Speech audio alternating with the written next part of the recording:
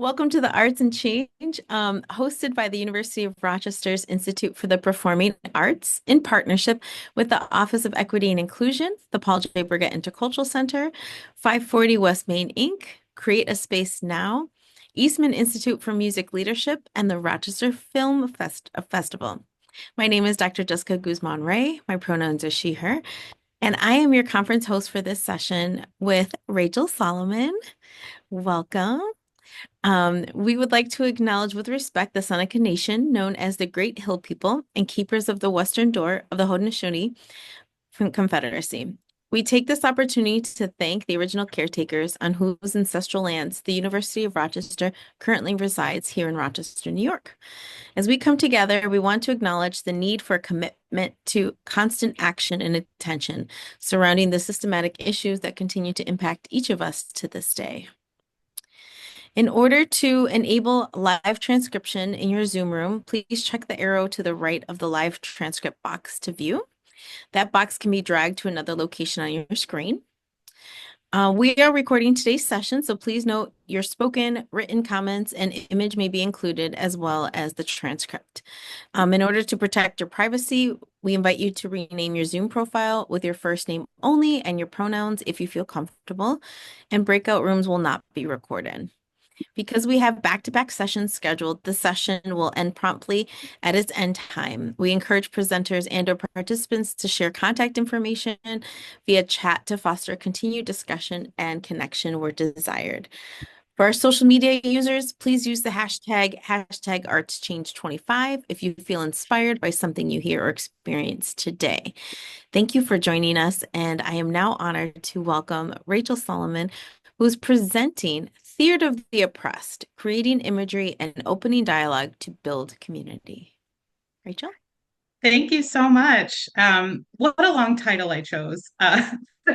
Thank you all so much for being here this morning. I am so excited to be doing this, to be a part of this with you all. A little bit about me.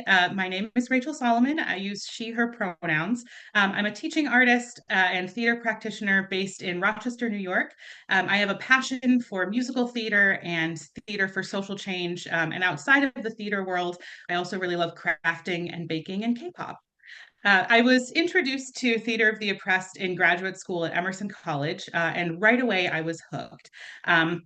I am curious, you can put in the chat or raise your hand, who is familiar with Theater of the Oppressed? Who has heard of it before? Yeah, awesome. Great. So since that first introduction, yes, hearts, I also I feel there, I love it a lot too. So I'm very excited to be sharing it with you all. Since that first introduction to TO, as it's often called, I have taken trainings and workshops with Theater of the Oppressed NYC, and I have been incorporating this work into my own teaching and theater practice. We'll go over a little bit more about Theater of the Oppressed later on in the workshop, just in case you are not familiar with it.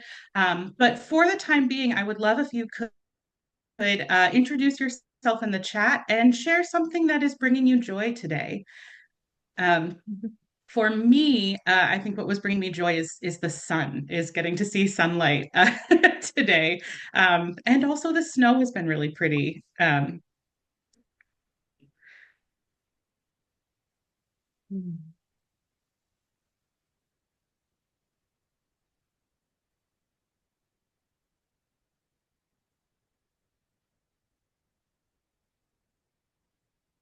It doesn't have to be, it can be big or small. It can be that you had a really good cup of coffee this morning, or you saw a dog on your walk.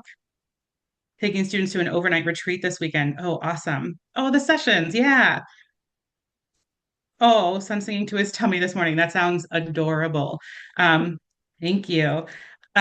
Refreshing walk. Oh, so nice. Oh, an Eastman School performance. Great. Stay in bed until 9. Yeah, that's amazing. Great. So we will continue to use the chat. I will do my best to take a look at it. Oh, teach doing the prom right now. Awesome. I will do my best to look at it as we are continuing on with this session. But please also feel free to connect with one another in here too as we're working. So I am going to go ahead and start the presentation that I have, and hopefully this works. Let me get this back up. Okay, great. So today we are going to be incorporating some image theater activities, looking at ways to incorporate these in settings with as a way to springboard to increase community and encourage dialogue. This is image theater, which is a part of Augusto Boal's larger theories and practices called theater of the oppressed. And image theater often involves using images that are sculpted by participants, often on their own bodies, to gain insight into perspectives and to better articulate ideas. All of these activities that we're going to be discussing and working with today are things that I have engaged with as a participant and also as a facilitator with high school, undergrad, and graduate students, as well as adults in general theater and acting classes and workshops. Outside of theater education, though, these can be applied to other communities and purposes.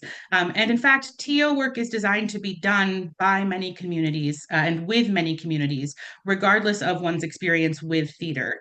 Augusto Boal believes that we are all actors, and I have seen folks use this with the queer community, with formerly incarcerated people, and the unhoused community, and more. It can be really easy to hear the words theater of the oppressed and think that this is going to be very serious and somber work. But Boal encourages play and creativity, which is part of why I love this work so much. He even calls his activities games.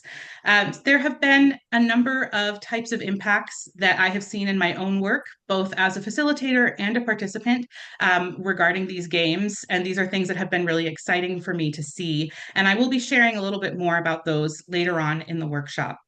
These observations and my own lived experience with them have contributed to my own passion about these games.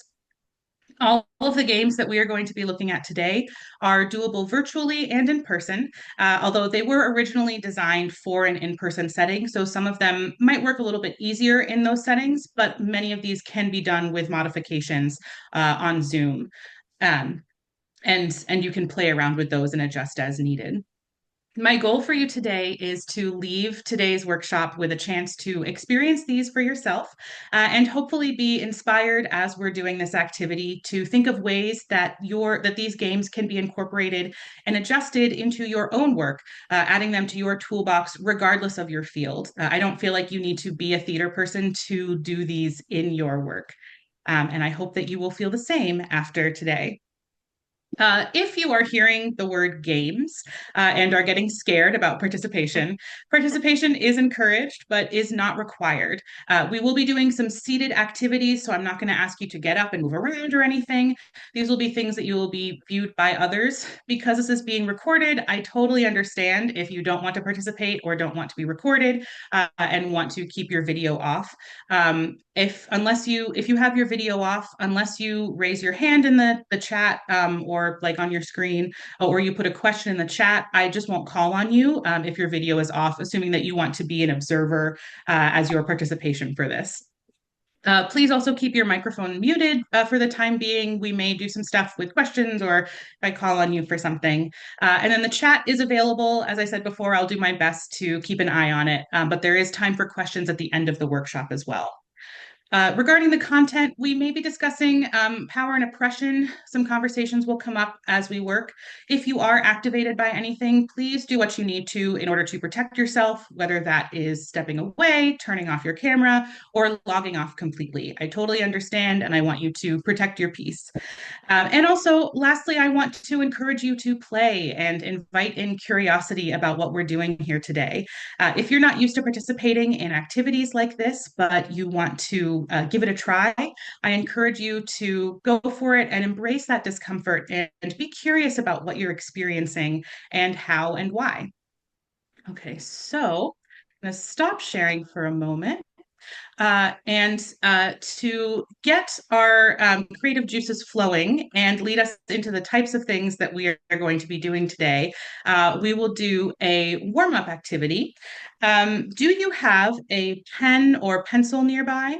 It's a little hard if I've got it blurred. I see it's like blurring on my screen too.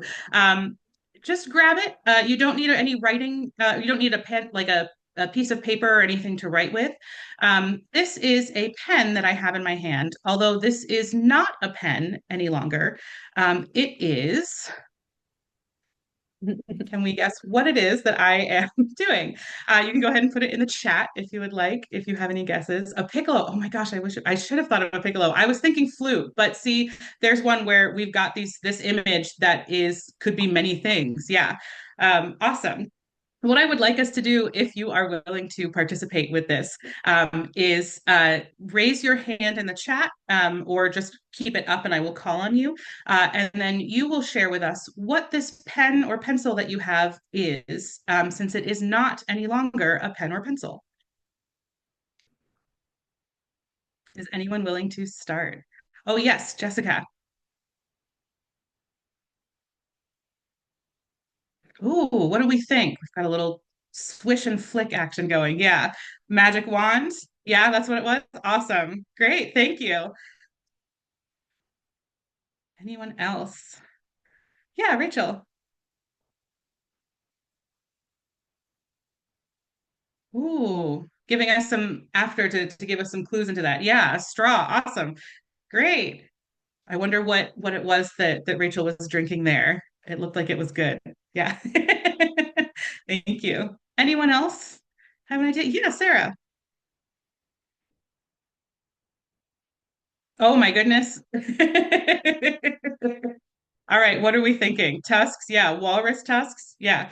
Interesting. We did walrus instead of elephant, and I wonder if it was just because they went, yeah, that was where we all sort of went. Yeah, yeah. I feel like I think of elephant tusks as, being more curved. Maybe that was it. Yeah, going straight out. Yeah, exactly. Yeah. Awesome.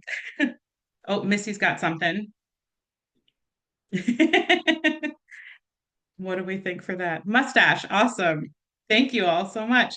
Um, so this was just a quick look into one of Boal's games. Let me jump back into this presentation. Okay. So this is, oh, is it working? There we go. So this is a TO game called Homage to Magritte. It's inspired by the Treachery of Images painting by Rene Magritte, which is the painting here where he has drawn an image of a pipe and then said, "This is not a pipe."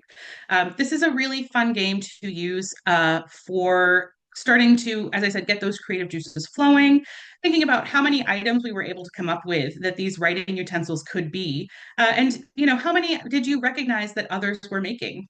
We have a shared vocabulary based on our past experiences. We've probably all drank out of a straw before. We've seen someone with a mustache. We may not have swung a baseball bat by on our own, for example, if someone wanted to do that for their pen. But we know what that looks like, and we can connect with it when someone else does it. And then we get some new insight into other folks and what they're seeing with like the flute versus piccolo thing, for example. This is a much tinier instrument than a flute is. So thinking of it as something smaller makes total sense. So we can also do this activity with a water bottle or a backpack or even a chair or a stool. It's really fun to see what folks come up with when you have these larger items like a chair. What is this if it's not a chair? That can be a lot of fun. So thank you all for doing that with me. I want to touch briefly on Augusto Boal, a little bit of history here. This will be very brief. I have information at the end of the presentation for more resources about Boal and TO in general. Otherwise, I could literally spend an entire hour just talking about him and TO as a whole. I will nerd out about this all day. So to keep it brief, Boal is a Brazilian theorist. He's a theater practitioner, an activist. He was active in the early 1950s in the 1950s through the early 2000s. He started his theater work by doing agitprop performances, trying to move people to revolution, but with the actors telling the audience what to do. He decided to shift to a model that would allow fuller audience participation and invited the audience to have a larger hand at rehearsing for the revolution and deciding how to change things themselves, which led to the creation of Theater of the Oppressed. He is really strongly influenced by the work of Paulo Freire, who is a Brazilian theorist and educator, and Freire's Pedagogy of the Oppressed. And I really love this quote from that book. I think it ties into TO work quite well. At the point of encounter, there are neither yet ignoramuses nor perfect sages. There are only people who are attempting together to learn more than they know now. And that is sort of what we are doing with Theater of the Oppressed. We are attempting together to learn more than we know now. One of the things that you will see is, if you are exploring TO work, is Boal's description of how TO works together and what it uses.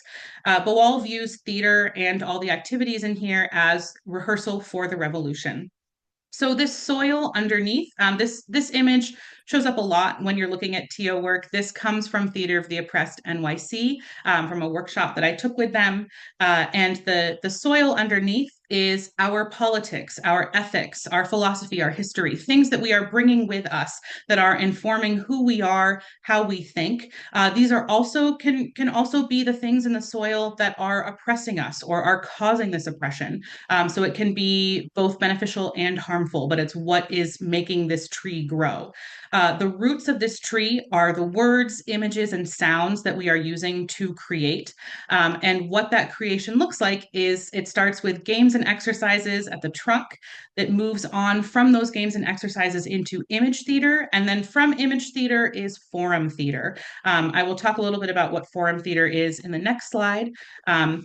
But from these three things, games and exercises, image theater, and forum theater, TO branches off into a couple different things. We've got newspaper theater, which is looking at newspaper articles and putting on plays based on what is being said in that article or what's not being said in that article. We have invisible theater, which are things like Improv Everywhere or that What Would You Do TV show, where folks may not necessarily know that they are seeing a play because it's happening in public and no one is announcing that it is a play until it's done. Sometimes not even. And then on the right side, we have legislative theater, which is using theater and as a springboard and jumping off point to discuss legislative changes that can happen. So it's working with politicians and citizens to come up with some actionable change.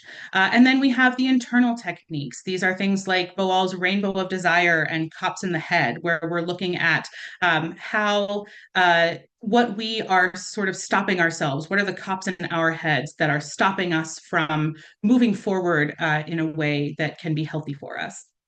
All of these are growing up towards this top goal. You can think of it as like the leaves or the berries of continuous and concrete ethical and social actions. And then that bird off to the side is the bird that we hope is taking those berries and those leaves and the seeds and taking them far away and helping TO grow in all sorts of different areas. Some terms from Theater of the Oppressed that you may hear or may be familiar with are spect actors, where audience members are simultaneously spectators and actors. So they are both observing what is happening and are actively participating in what is happening. So they are no longer just spectators, but they are spect actors. We also mentioned dynamization, which is adding words, movement, or sounds to an image to uncover new layers of meaning. This can be from a frozen image, like we might have in image theater, that then we are transforming a little bit. Excuse me. The Joker is the facilitator for games and performances. This is named after sort of the wild card in a 52 card deck. And this is someone who can step in and change function as needed, becoming an antagonist, becoming a protagonist. This can also be known as the difficultator. So technically, I am your Joker for today, and hopefully you don't see me as too much of a difficultator today. And then lastly, forum theater. I just wanted to touch briefly on this because this is the area of Theater of the Oppressed that I think most people are familiar with. This is a performance in which spect actors take over the roles that they have just seen the actors perform, often changing the story and discovering new possible paths forward. So this might look like seeing a scene between someone who's trying to get a job and doesn't have the resources available to print out a resume or to, is just getting a cell phone, and what are the things that we can do if someone is encountering that, to help them make sure that they are able to get a job. What are the resources that are, in their way, or what are the things that are in their way to get those resources? Augusto Boal has, this quote from Theater of the Oppressed. It is not the place of the theater to show the correct path, but only to offer the means by which all possible paths may be examined. So at the end of a forum theater performance or at the end of our image theater work, we don't necessarily want to say, this is the way it must be, this is how it should be, this is the ideal. We are saying, here's what we could do. And isn't that exciting that we can try all these different ways? Why might we use image theater in our work? It allows us to connect to others without needing to make small talk. I can sometimes in a new space be really awkward with small talk. And so being able to jump into these spaces and just try things out and then have that shared experience can help me then to connect with others. It also builds a bridge over the limitations that we've got with language, allowing more dialogue and discussion because we have this shared work together.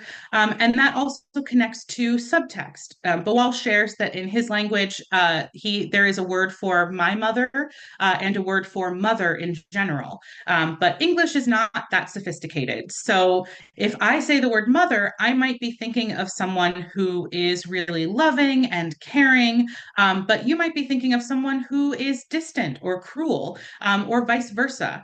And so if we say the word mother, we're going to get two completely different images based on the subtext of that. Same with words like love or home, or even work, or government, right? Democracy. These are things that right now look very different to different people. And lastly, it can offer us a new perspective, and we can get some new insights based on the images provided. I was not expecting a piccolo to show up with doing the flute image. But that is something that now every time I do that, I'm going to go, oh, yeah, this could be a piccolo. How do I make it clearer if I really want it to be a flute that it is this? Or maybe I do want to play a piccolo today. Augusto Boal has another quote from Games for Actors and Non-Actors, where he says, "The word spoken is never the word heard. Words are like trucks; they carry the loads you put on them." And so we now are going to explore the loads that we put onto our truck words, with some other games. Oh, I pushed the wrong button. Okay, there we go. Uh, Yes, Brazilian representation in the arts. Yeah, he's incredible. I love both Boal and Frary, and the work that they've done was just very mind-blowing to me when I was in grad school. So I'm excited to continue sharing it and nerd out with you all. So the first game that we're going to be playing is called Image of the Word. This is a really great starting game because it is relatively easy to do. It encourages quick thinking. You have to commit to what you're doing quickly, and it doesn't have to be perfect. And you know that you can realize that as you are doing it. The participants will start to see what others are doing, and because everyone's participating, that often can help them feel a little less awkward in it. They're not the only ones making a weird shape. Everyone is making a weird shape.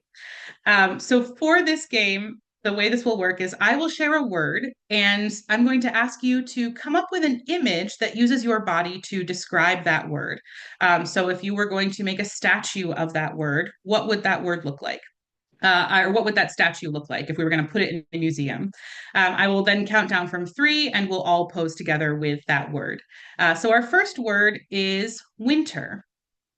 So thinking of the word winter, how might you make yourself, and again, it can just be seated. We've got some, limitations here for it, but if you were going to make a pose of the word winter, what would that look like? In three, two, one.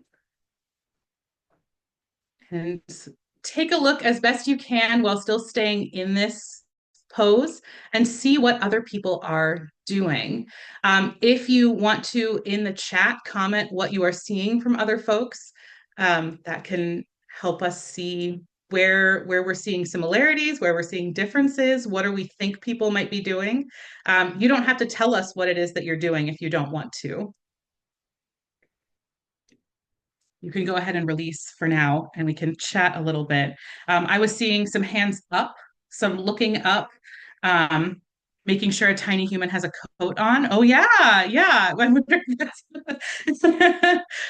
seeing sort of maybe bare branches. Ooh, nice. So thinking about the trees outside and everything. I love that. Being cold, maybe. Some folks looked excited about it, some hat wearing. Yeah, some people, ooh, also ferocity. I love that. Um, some people were maybe enjoying themselves in the winter. Maybe some people were like, well, we got to go out there. Let's get ready. Great. Thank you. Hunkering down, turning in, bundling. Yeah, awesome. The things that we're noticing here are both objective and subjective things. So, objectively, we're seeing things like hands out or arms crossed. But subjectively, we're interpreting that and saying, I think this is this person doing this thing. And those are all such great things for us to notice, especially if we are trying to make ourselves clearer. Maybe I want to make sure that, yeah, I want it to be really clear that I am hunkering down. And the way I'm going to do that is by, maybe making myself smaller, maybe looking a little more serious or something along those lines. Our next word is summer. So we've got the opposite now. What is the image that you would make of summer using your body? Give you a second to think about it.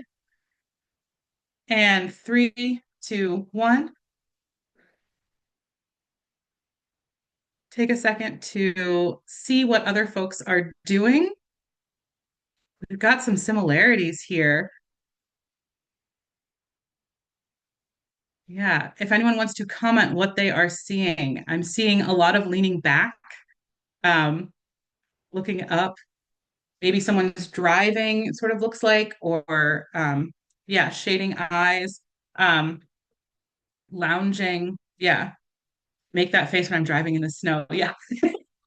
Yeah, I am someone who it gets too warm. It's too warm in the summer for me. So I am like, oh gosh, I'm wiping away the sweat. But it can also look like I'm like covering, like shading my eyes. It's too bright out. Yeah. Full on relaxation. Yeah. So we're experiencing we're seeing all the different types of ways that people have different connotations to it.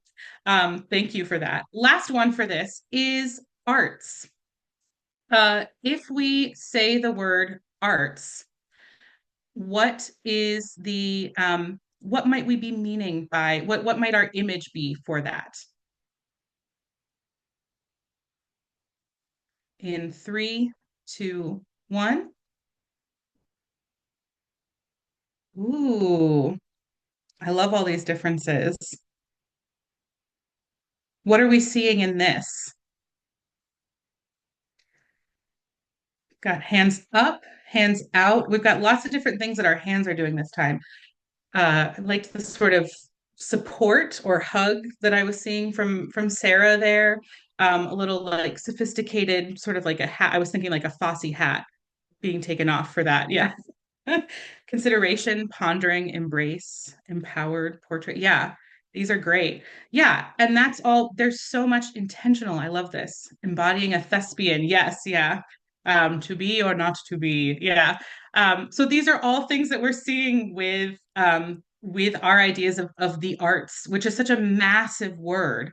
But we are having to try to figure out what does it mean to us specifically. And that can help us understand our own selves as well. Thank you so much for playing that with me. Um, as we are, if we were in the room together or if we had more time with this workshop, I would move to dynamizing the image. So maybe having us get into groups, we would do the arts all together, and then see if we could make pairs or make sculptures that are multiple bodies together. And what kind of story does that tell us about summer or the arts or winter, and seeing what those new stories are. We will be doing some processing at the end of the session. Usually I would do a little bit here as well, but just in the interest of time, I want to jump forward to our next thing, which is image of the hour. So we did image of the word, and now we're moving to image of the hour. This could be a more personal game, although, again, the amount that the participant wants to share can be up to them, and they don't have to explain anything if they don't want to. It's your choice to, as far as how much explanation you want to ask for, or have people provide during the game and after the game. So we've been primed to start thinking about patterns, and now we are finding them in our own habits. For this, I won't be counting down, but just would like you to get into a pose based on different times of day that I'm going to call out. So, what do you look like? What is your pose if you were going to make a statue of you at this certain time at lunchtime on a weekday? What are you doing at lunchtime on a weekday, whatever that looks like for you? For me, I'm usually, unfortunately, here on a phone, running, perhaps doing some exercising, swimming. Oh my gosh, amazing. Yeah, walking, just walking. Yeah, maybe eating. We're seeing, yeah, awesome. Go ahead and release that. Thank you so much. And we can also, you're seeing in the chat as well as we're doing this, that will be the case for this game as well. What about 7 a.m. on a weekday? Trying to get the tea while drinking tea. I love that. Two different types of nourishing tea, right? All right, how about 7 a.m. on a weekday? How do I want to do this? I've got some people who maybe are still sleeping. There's a lot happening. There's some action happening here too. Waking up. We're seeing some movement, maybe reaching for something or trying to get someone to do something. Yeah, awesome. Thank you. What about 7 a.m. on a weekend? Yeah, I'm still on my phone in bed. Yeah, it's a problem. How about 7 a.m. on a weekend? Yeah, sleeping, hitting snooze. Someone's up, walking my dog, long yoga. Yeah. Oh, that's what the leash was. Yes, yeah. Love that. Yeah. Thank you. How about 11:59 p.m. on New Year's Eve? See some people sleeping. Yeah, with a drink, ready to celebrate. I'm just checking to see when it's midnight so I can go, yay, happy new year, and then go to bed eating something. Yeah. Yeah, absolutely. How about 9 p.m. on a weekday? What are you doing at 9 p.m.? Oh, eating my grapes for good luck. Yeah. 9 p.m. on a weekday. Yeah, I'm probably on my phone, maybe reaching for something, reaching for someone. Yeah, working on our computers. How about 11 p.m. on a weekday?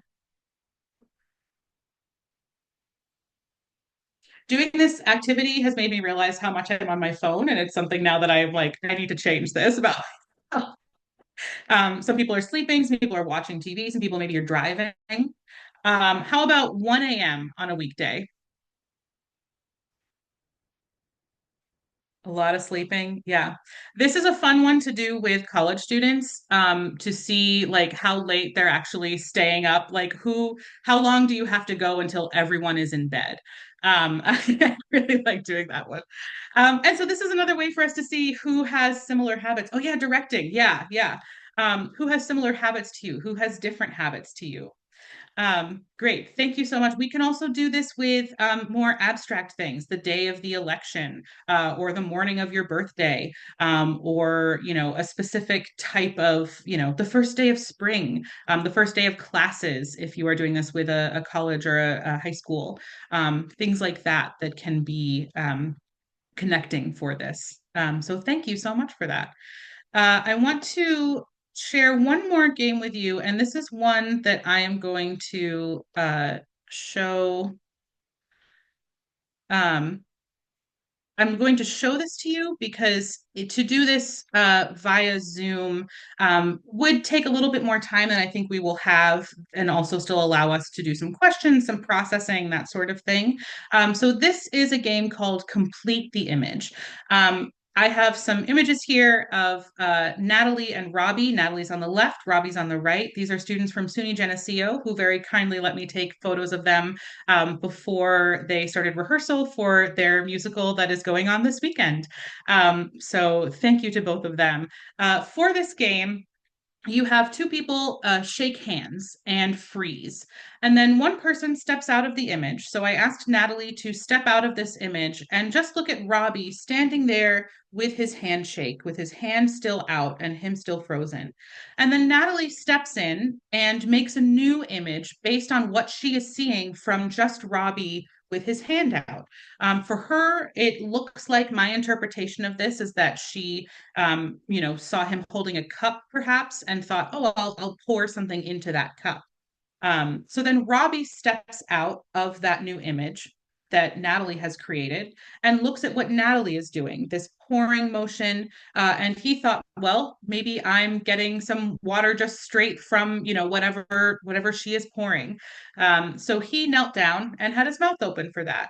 And then Natalie stepped back, saw him there, and thought, oh, this is a dentist office, and decided to be a dentist working on Robbie's teeth.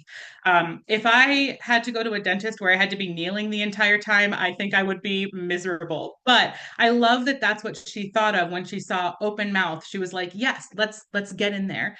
As you continue doing this activity, then you could keep going. This can go for as long as you would like. I realized that I jumped right into this. I was so excited to talk about this one because this is one of my favorites that I didn't share why we might want to do this one. If you are looking to have participants start to broach tough topics around power or oppression, this is a really great way to start bridging the gap with those conversations. I also use this in my acting classes to start talking about status with students. Who has the power in a scene? How do we carry ourselves? How do we show that power? And this can also be really great if you're working with performers or in a setting where people will need to partner up to do their work, because it allows them to be silly and playful and collaborative, and also say yes to each other quickly to these ideas and build on them and see that those are successful. It doesn't where Robbie isn't able to say to Natalie, I don't really buy that you're pouring something there. He just has to take it, and maybe he doesn't see it as pouring, and that's okay. He's taking it in a different direction. I have also these images with a huge thank you to Scott and Kiefer, as I snapped these after rehearsal for Blackfriars' upcoming production that they are working on. So Scott is in the blue hoodie and Kiefer is in the striped hoodie. This is another example of this, and how we might look at who has the power in these settings. So here we have Scott and Kiefer start with the handshake. Scott stepped out, looked at Kiefer standing there with his hand out, and thought, gosh, what might they be looking at? Scott then stepped in, and it looks like he is pointing at something, perhaps showing Kiefer something. From Scott pointing, and you can see in the third image that he wasn't only pointing, but was also had his hand up on Kiefer's back. So in this pose, then Kiefer decided, perhaps to me, it reads as he's, being held up, that this is a robber, and so Kiefer is perhaps trying to hand, a bag or some money to Scott. And then lastly, that Scott is then interpreting that and saying, well, maybe we're playing football or something. These are my interpretations of what I'm seeing from them for this. So in this image, if we look at this series of images, the first image, it might be hard for us to see who has the power in this. That might be something that's a little bit more subjective, right? We're maybe basing it off of who is taller or who is looking in the other person's eyes. Does someone have their eyes averted? Or is their posture different? But in something like the third image, who has the power might be a little bit clearer to us if we are looking at this. To me, it would be Scott having the power there. And that's a really interesting thing because this participant is choosing to give away their power in making this image. Kiefer could have come in and created an image that made them the most powerful, but instead decided to give up that power and give it to Scott in this moment. This is an activity that I also really like to do with themes. So, what I will often do is start with no theme, have folks just shake hands, move into this, and try out a couple to get into that rhythm of doing this game. It can take a little bit of time to get past any awkwardness that folks have, or a desire to say, what I'm doing is I'm pouring you a glass of water. What I'm doing is I'm showing you where this thing is. We want to resist that urge and just let it be whatever it is. And then once they have gotten comfortable with that, I'll move on to a theme and ask them to make a theme of high school. Make a statue that looks like high school, and we go through that a little bit and all the different things that high school can look like for these people. We all have a shared experience of that or of what the stereotypical high school looks like. And then we move to horror movies. And then from there, I will move to Power. Yeah, high school can be a horror movie for some. Uh, and then from horror movies into Power leads us, there's such strong power dynamics in horror movies that it can be a nice natural shift for folks. And then that lets us then discuss where power is coming from, who has the power, how is it clear to us who has the power in this image. I had mentioned before that I have seen success with this. I've seen it at the individual, the partner level, and a group level. And I have these three examples of that here. So Mick is a college student that was in one of my theater classes. He shared that he felt more comfortable taking risks because we had been spending time working on support and encouragement through these games and just trying things and seeing that it wasn't the end of the world if someone didn't understand it, or that there was always a new thing for him to try, that there was always something else. He felt like then he was able to take more risks in his performance. A was a college student in an acting class specifically who was working with a scene partner that was a transfer student. And they did not have then this shared history, this shared understanding of having been at the school for the same 2 years and experiencing everything together, but they still have to be vulnerable and open with one another in their scene work. And so, because we had been doing some of these ensemble activities, specifically the image theater ones, A had shared that they were able to connect more quickly with that transfer student and they found some similarities. Oh, you feel the same way about summer that I do. Gosh, we did almost exactly the same pose when we were looking at this word. Or wow, we both stay up until 3 a.m. Maybe we can rehearse at that time. Things along those lines that then allowed them to feel more comfortable with one another and jump into that scene work and be really successful in showing, that these characters in this scene had this relationship that didn't feel as forced or put upon because they already had that build that foundation of a relationship there. And then lastly, I did some image theater activities with a group of educators who were in these activities sharing their frustration around the education system and administration, things along that line. And once they had seen what all of their disparate frustrations were and where they were connecting, we began dynamizing those images. So taking someone who was, maybe stern and pointing there and transforming it into something that was a little more open and thinking about how can we actually make that happen, how can we go from stern to open in our world, and what might that look like, or where are the resources that we can pull from to help us make this a success. A couple of tips for this if you decide to use these. Consent is key.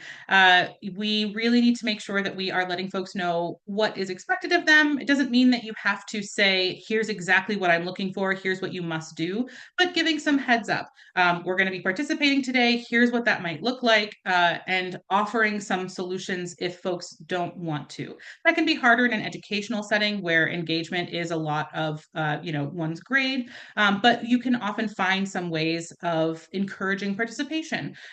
For example, it can look like observation. It can look like someone observing what is going on and then commenting on it once we are in a larger group, once we are processing together.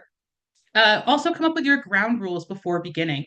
Is touch allowed, especially for a game like the Complete the Image, where we're looking at power with those handshakes? Do we want to allow people to touch?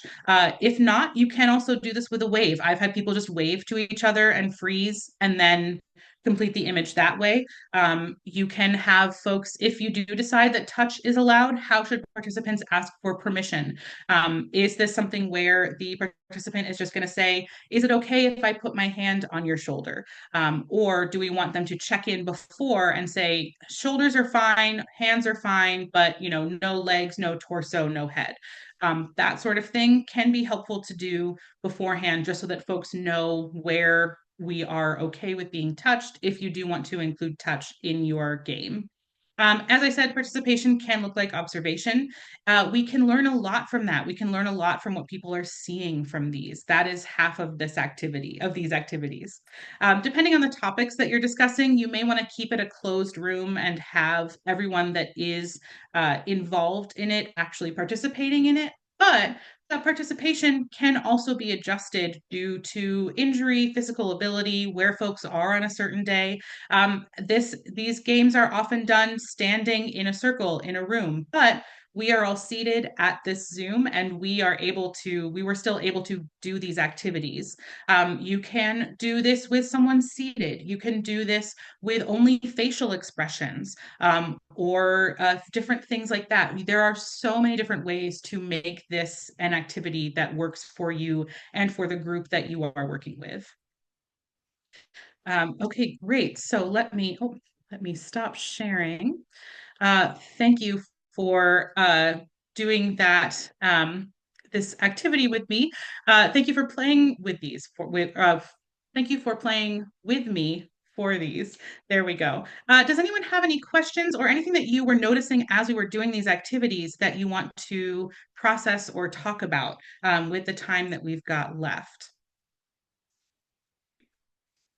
And if you want, you can unmute. Yeah, Sarah. I would love if you would speak more about how you use this with educators as a processing tool, of a problem solving tool, or I would love to just learn more about how that worked.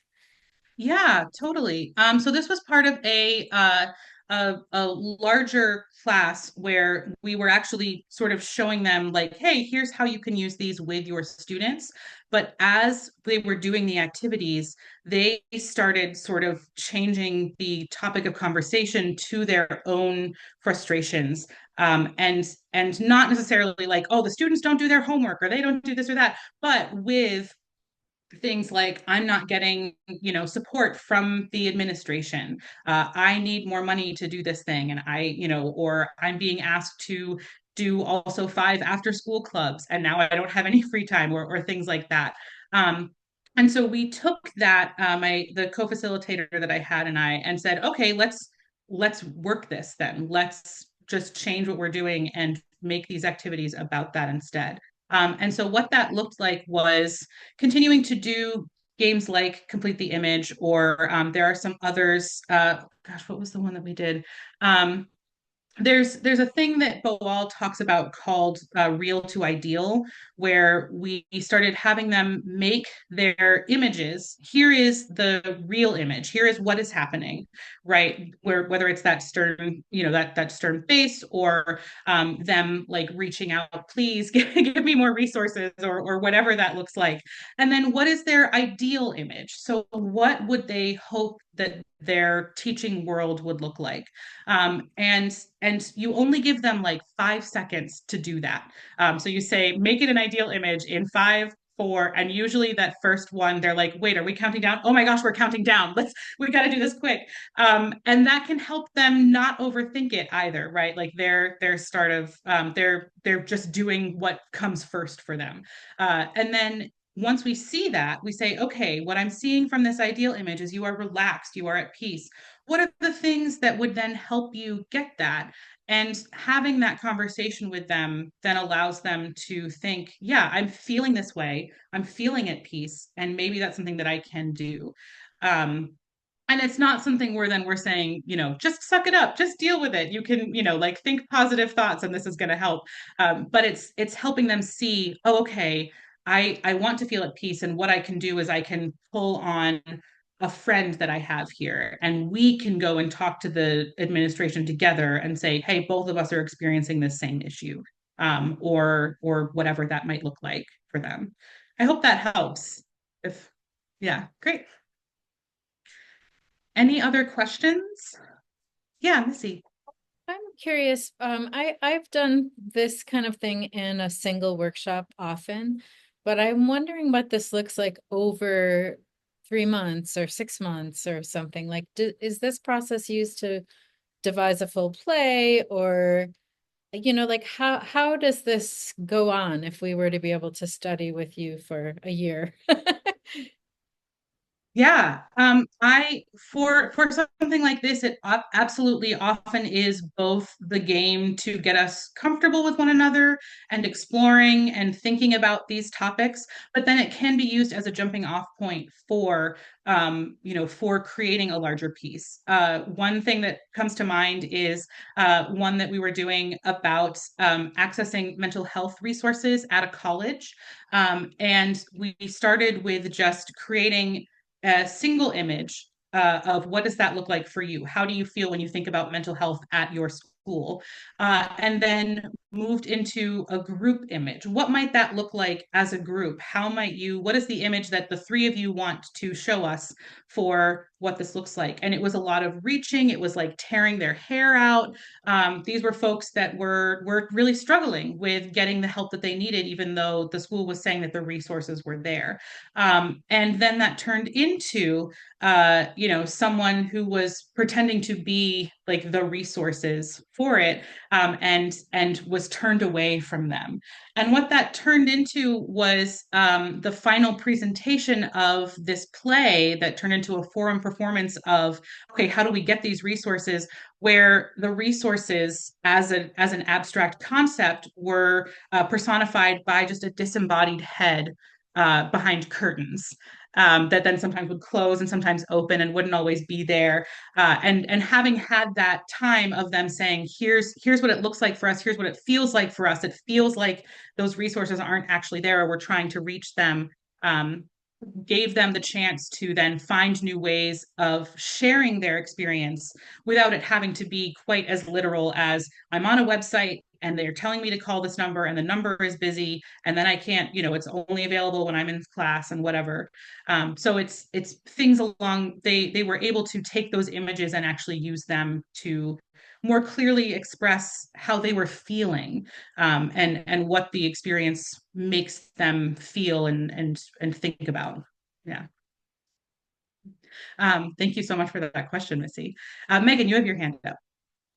Yeah, thank you, Rachel. I'm wondering, in the example you gave with the educator, so that was an example of people coming together who had, like, there was this common oppressor, like in terms of the administrators or and so you have experience, or as Bilal talked about, facilitating theater of the oppressed when there might be people from different sides of the power spectrum. And so, like, in particular, I'm thinking about, I work with the Center for Community Engagement, and so we facilitate university community partnerships. And so there's a lot of power dynamics there between the university and community organizations. And so, like, is this a tool that could be used to, like, help develop some of those relationships and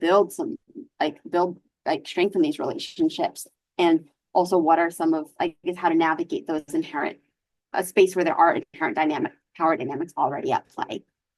Yeah, that is something that Theater of the Oppressed NYC does some work with, and talks about. If you look up, and I have my last little slide has just like a bunch of resources that I will share with folks.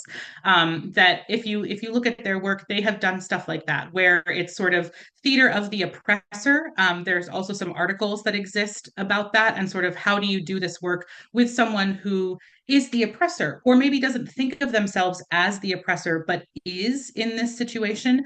And how do you approach that without then saying, like, you're terrible, you're doing this awful stuff, this is how you're making people feel, but you still want them to open up to it. It definitely is something that needs a little bit more care and nuance to it. And is something that in my experience, I have not done a whole lot with. I've read about it and seen some examples of it, but I can't necessarily speak to, unfortunately, my own experience with it. But it is something that, yeah, folks have been talking about. If you look up, and I can try to, perhaps I can share it with Rachel and Missy, the Theater of the Oppressor article, and pass that on to folks if they're interested. Yeah, because yeah, it's a really like this work, is sort of was originally designed with one common oppressor in mind, but we are all different people and we are all experiencing different things, and yeah, we want to try to bridge that gap. I do feel like the thing that can be helpful with image theater work is having folks step into someone else's image. That's something that you can do with this as well, is have folks say, okay, I want to, I'm feeling this stress, right? Okay, let's all try and embody that. Let's all try and feel that. What does that feel like in our bodies? How does that shift? And maybe going, oh, I don't like the way I feel in this. It feels really awful. I thought it was something that was nice and pleasant. I thought it was, relaxing on the beach, but actually I'm sweating a lot. It can be things like that, that oftentimes just having that perspective shift can help with a little. Yeah, thank you. Okay, in the interest of time, I just want to share this last uh, little image here, which is, if it will go. So these are some additional resources. These are some books by Augusto Boal. He has written a bunch more, but Theater of the Oppressed and Games for Actors and Non-Actors are two of my favorites of his. Games for Actors and Non-Actors is where all of these are from. These are games that both he has created and that he has pulled from other places that he has worked, and bringing them all into one space where then he says, you can try it with this thing, you can do this with it. Here's some options for ways to enhance this with your own work. Theater of the Oppressed NYC, I can't say enough good things about them. They do amazing work in New York City, and outside. They've got a great workbook that you can get that's about creating your own forum theater pieces. And then Pedagogy and Theater of the Oppressed, Inc. is an organization that looks at both Frere's work and Boal's work. They have a journal, they do a conference. These are really great if you want to learn more about Theater of the Oppressed or these games. I also have a QR code and a bit.ly link that are for the activities and instructions that we did today, as well as this list of resources. And I will see if I can pull that Theater of the Oppressor and link to it on that list as well for folks too. So thank you all so much. It was such a treat for me to share this with you. I really appreciate it. Thank you for engaging with it as well. Yeah, do the Complete the Image activity. Please do. I hope it goes well. Thank you. And I hope you enjoy the rest of the conference.